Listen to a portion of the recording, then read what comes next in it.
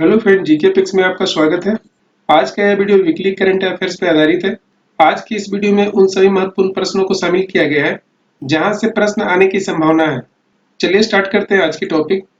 आज का पहला प्रश्न है, किस हवाई अड्डा ने हाल ही में भारत और मध्य एशिया के सर्वश्रेष्ठ क्षेत्रीय हवाई अड्डे के लिए स्काईट्रैक्स पुरस्कार जीता है?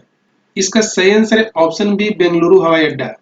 हाल ही में बेंगलुरु हवाई अड्डा ने स्काईट्रैक्स पुरस्कार जीता है। यह पिक्चर बेंगलुरु हवाई अड्डा की है, जिसे केम्पागोड़ा हवाई अड्डा के नाम से जाना जाता है। यदि ऑप्शन में बेंगलुरु के स्थान पर केम्पागोड़ा हवाई अड्डा दिया रहे तो आपको टिक करना है केम्पागोड़ा हवाई अड्डा। इस पुरस्कार के लिए पिछले 6 महीने के अंदर करीब 100 से अधिक देशों के ग्राहकों द्वारा सर्वेक्षण किया गया है। सर्वेक्षण में मुख्य रूप से ग्राहकों के चेक इन, आगमन, स्थानांतरण, सुरक्षा आदि के आधार पर मूल्यांकन किया गया है। चूंकि बेंगलुरु हवाई अड्डा कर्नाटक में है, आइए कर्नाटक से संबंधित कुछ महत्वपूर्ण बिंदु को समझते हैं। वर्तमान में कर्नाटक के सीएम बीएस येदियुरप्पा हैं, जबकि गवर्नर वजुभाई वाला है। कर्नाटक की राजधानी बेंगलुरु है। यहाँ से एक प्रश्न और बनते हैं, इसरो का हेडक्वार्टर भी बेंगलुरु है। कर्नाटक के प्रमुख लोक नृत्य यक्षगान है। इन सभी महत्वपूर्ण बिंदु को याद रखिए क्योंकि यहाँ से प्रश्न आते हैं। चलिए अगला प्रश्न को देख लेते हैं। हाल ही में लिपू लेक दर्रे से होकर कैलाश मानसरोवर यात्रा के लिए 80 किलोमीटर लंबी सड़क का उद्घाटन किया गया है। यह सड़क किस राज्य में है?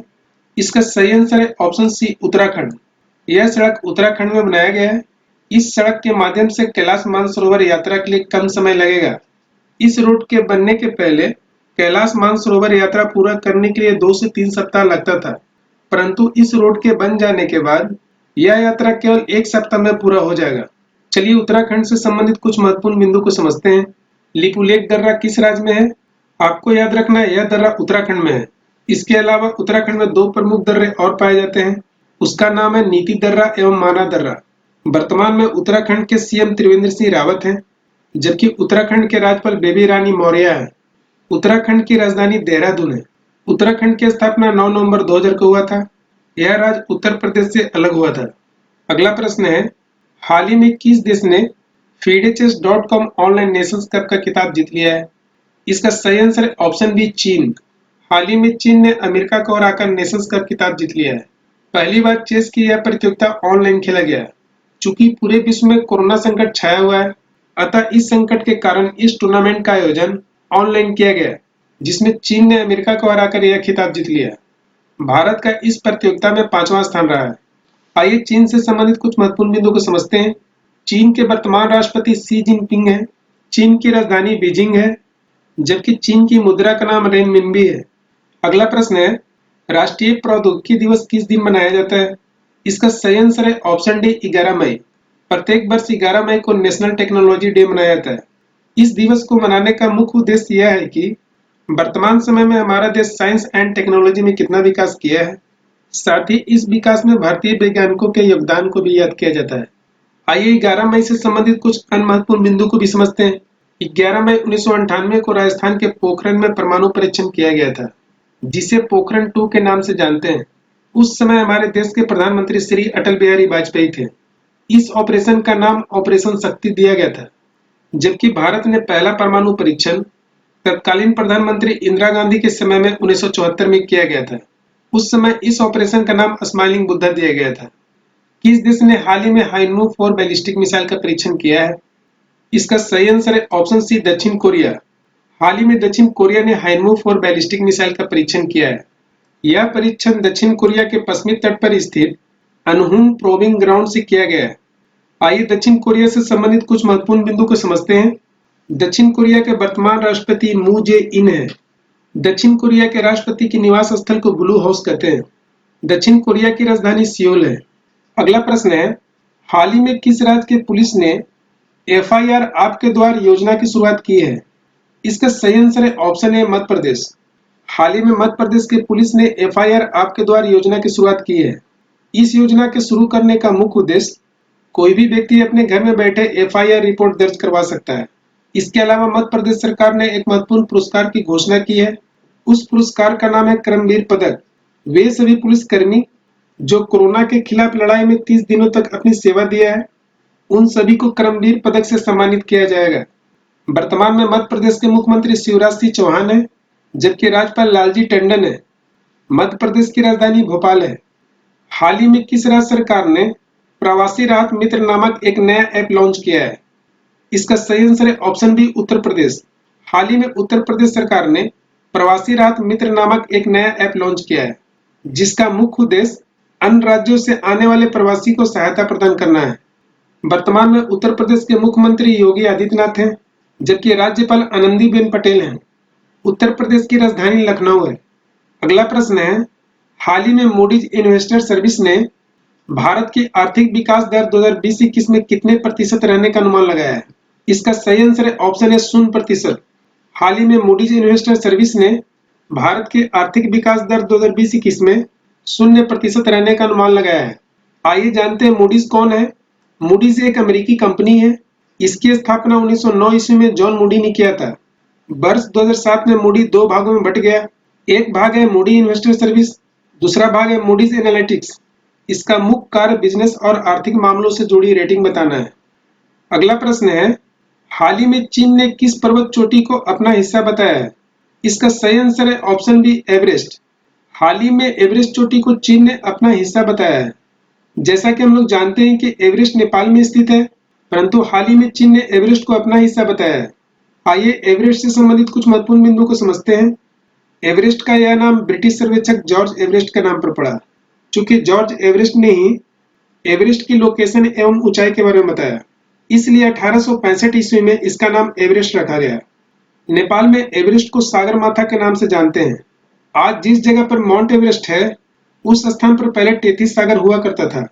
सर्वप्रथम एवरेस्ट पर सफलतापूर्वक चढ़ाई एडमंड हिलेरी एवं तेंजिंग नोर्गे ने किया था, जबकि बछेंद्री पाल भारत की प्रथम महिला है जिन्होंने एवरेस्ट पर सफलतापूर्वक चढ़ाई की। माउंट एवरेस्ट की ऊंचाई 8,848 मीटर है। अगला प्रश्न है, हाल ही में अंतर्राष्ट्रीय नर्स दिवस किस दिन को मनाया गया? इसका सही आंसर है ऑप्शन डी 12 मई। प्रत्येक वर्ष 12 मई को अंतर्राष्ट्रीय नर्स दिवस मनाया जाता है। यह दिवस फ्लोरेंस नाइटिंगेल के जन्म दिवस के रूप में मनाया जाता है। आइए कुछ अन्य महत्वपूर्ण तिथि के बारे में जानते हैं। 1 मई को अंतर्राष्ट्रीय मजदूर दिवस मनाया जाता है। साथ ही महाराष्ट्र एवं गुजरात की स्थापना दिवस भी मनाया जाता है, चूंकि 1 मई 1960 को महाराष्ट्र एवं गुजरात को अलग किया गया था, अतः महाराष्ट्र एवं गुजरात में 1 मई को स्थापना दिवस मनाया जाता है। अगला है 2 मई। 2 मई को विश्व टूना दिवस मनाया जाता है। टूना एक मछली की प्रकार है। अगला है 3 मई। 3 मई को विश्व प्रेस स्वतंत्रता दिवस मनाया जाता है। अगला है 4 मई। 4 मई को अंतर्राष्ट्रीय अग्निशमन दिवस मनाया जाता है। अगला है 8 मई। 8 मई को अंतर्राष्ट्रीय थैलीसीमिया दिवस एवं अंतर्राष्ट्रीय रेड क्रॉस दिवस मनाया जाता है। रेड क्रॉस की स्थापना 8 मई 1863 ईस्वी को किया गया था, इसलिए इसकी स्थापना के उपलक्ष्य में प्रत्येक वर्ष 8 मई को अंतर्राष्ट्रीय रेड क्रॉस दिवस मनाया जाता है। थैलीसीमिया एक प्रकार की बीमारी है। अगला है 11 मई। 11 मई को वर्ल्ड टेक्नोलॉजी डे मनाया जाता है। इन सभी महत्वपूर्ण बिंदु को याद रखिए क्योंकि यहाँ से प्रश्न आते रहते हैं। अगला प्रश्न है, हाल ही में किस सोशल मीडिया कंपनी ने अस्थायी तौर पर अपने कर्मचारियों को घर से काम करने की इजाजत दी है? इसका सही आंसर है ऑप्शन सी ट्विटर। हाल ही में ट्विटर ने अपने कर्मचारियों को घर से काम करने की इजाजत दी है। ट्विटर की स्थापना 21 मार्च 2006 को किया गया था। इसका हेडक्वार्टर अमेरिका के सैन फ्रांसिस्को में है। सैन फ्रांसिस्को सिटी कैलिफोर्निया में है। आइए कुछ अन्य महत्वपूर्ण बिंदु को समझते हैं। गूगल की स्थापना 1998 में किया गया था। फेसबुक की स्थापना 2004 में किया गया था। गूगल एवं फेसबुक का हेडक्वार्टर कैलिफोर्निया शहर में है। अगला प्रश्न है, हाल ही में किस संस्था ने कोविड-19 की एंटीबॉडी का पता लगाने के लिए एलिसा नामक देश की पहली स्वदेशी किट विकसित किया है? इसका सही आंसर है option B national institute of virology Pune. हाल ही में national institute of virology Pune ने एलिसा नामक देश की पहली स्वदेशी किट विकसित किया है। इस किट के माध्यम से कोविड-19 की एंटीबॉडी का पता लगाया जाएगा। आइए समझते हैं एंटीबॉडी क्या है। जैसा कि हम लोग जानते हैं कि शरीर के अंदर कई जीवाणु एवं विषाणु रोग पैदा करते हैं। इसके तहत शरीर में एंटीजन का निर्माण होता है, अर्थात एंटीजन शरीर के अंदर रोग पैदा करने में मदद करता है। हमारे शरीर में एंटीजन का निर्माण तभी होता है जब हमारा इम्यून सिस्टम कमजोर हो जाता है, अतः हमारे शरीर में इन रोगों से लड़ने के लिए एंटीबॉडी का निर्माण होता है। इस प्रकार हम कह सकते हैं कि एंटीजन एवं एंटीबॉडी एक दूसरे के दुश्मन है। जहां एंटीजन रोग को बढ़ावा देता है, वहीं एंटीबॉडी रोग को समाप्त करने में मदद करता है। अगला प्रश्न है, हाल ही में किस राज्य सरकार ने प्राणवायु कार्यक्रम शुरू किया है? इसका सही आंसर है ऑप्शन डी कर्नाटक। हाल ही में कर्नाटक राज्य सरकार ने प्राणवायु कार्यक्रम शुरू किया है। इस कार्यक्रम को शुरू करने का मुख्य उद्देश्य है कि लोगों को श्वसन से संबंधित समस्याओं के बारे में जागरूक करना है। हाल ही में कोविड-19 से पूरा विश्व तबाह है। यदि कोई व्यक्ति कोविड-19 का शिकार हो जाता है, उस रोगी को सांस लेने में धीरे-धीरे काफी तकलीफ होती है। अतः श्वसन से संबंधित समस्याओं की जानकारी के लिए हाल ही में कर्नाटक सरकार ने प्राणवायु कार्यक्रम शुरू किया है। अगला प्रश्न है, किस देश ने रविन्द्रनाथ टैगोर की 159वीं वर्षगांठ के उपलक्ष्य में तेल अवीव की सड़क का नाम बदलकर टैगोर स्ट्रीट कर दिया गया है? इसका सही आंसर है ऑप्शन बी, इजराइल। हाल ही में इजराइल सरकार ने रविन्द्रनाथ टैगोर की 159वीं वर्षगांठ के उपलक्ष्य में तेल अवीव की सड़क का नाम बदलकर टैगोर स्ट्रीट कर दिया है। आइए इजराइल से संबंधित कुछ महत्वपूर्ण बिंदु को समझते हैं। इजराइल के प्रधानमंत्री बेंजामिन नेतान्याहू हैं। इजराइल की राजधानी जेरूशलम है। इजराइल की संसद का नाम नेसेट है। आइए रविन्द्रनाथ टैगोर से संबंधित कुछ महत्वपूर्ण बिंदु को समझते हैं। रविन्द्रनाथ टैगोर को 1913 में साहित्य का नोबेल पुरस्कार दिया गया था। यह पुरस्कार पाने वाले एशिया एवं भारत के पहले व्यक्ति थे। रविन्द्रनाथ टैगोर को यह पुरस्कार गीतांजलि पुस्तक के लिए दिया गया था। अगला प्रश्न है, विश्व आर्थिक मंच के वैश्विक ऊर्जा संक्रमण सूचकांक 2020 में भारत किस स्थान पर है? इसका सही आंसर है ऑप्शन बी, 74। इस वर्ष भारत का रैंक 74 है, जबकि पहले स्थान पर स्वीडन है, दूसरे स्थान पर स्विट्जरलैंड है, तीसरे स्थान पर फिनलैंड है, चौथे स्थान पर डेनमार्क है, पांचवें स्थान पर नॉर्वे है, जबकि भारत का रैंक 74 है। 2019 में भारत का रैंक 76 था, जबकि 2018 में भारत का रैंक 78 था। आप 3 वर्षों के रैंक को ध्यान से देखेंगे, प्रत्येक रैंक में 2 का अंतर है। उदाहरण स्वरूप 2020 में भारत का रैंक 74 है, इसमें 2 जोड़ने पर 76 प्राप्त होता है। भारत के 2019 में रैंक 76 था, 76 में 2 जोड़ेंगे तो 78 प्राप्त होगा। 2018 में भारत का रैंक 78 था। इन तीनों में से एक रैंक याद रहने पर आसानी से 3 वर्षों का रैंक याद रख सकते हैं। आइए विश्व आर्थिक मंच से संबंधित कुछ महत्वपूर्ण बिंदु को समझते हैं। विश्व आर्थिक मंच की स्थापना 1971 में किया गया था। इसके संस्थापक क्लाउस एन श्वाब थे। विश्व आर्थिक मंच के मुख्यालय स्विट्जरलैंड के कोलोनी शहर में है। उम्मीद करता हूँ आज का यह वीडियो आपको पसंद आया होगा। यदि पसंद आया हो तो लाइक, शेयर, कमेंट्स करना मत भूलिए। यदि पहली बार इस वीडियो को आप देख रहे हैं तो सब्सक्राइब करना मत भूलिए। दोस्तों, यदि वीडियो पसंद आया तो लोगों के बीच में जरूर शेयर करें, क्योंकि आपका सहयोग बहुत ही जरूरी है। मिलते हैं अगले वीडियो में एक नए टॉपिक के साथ। तब तक के लिए थैंक यू, धन्यवाद।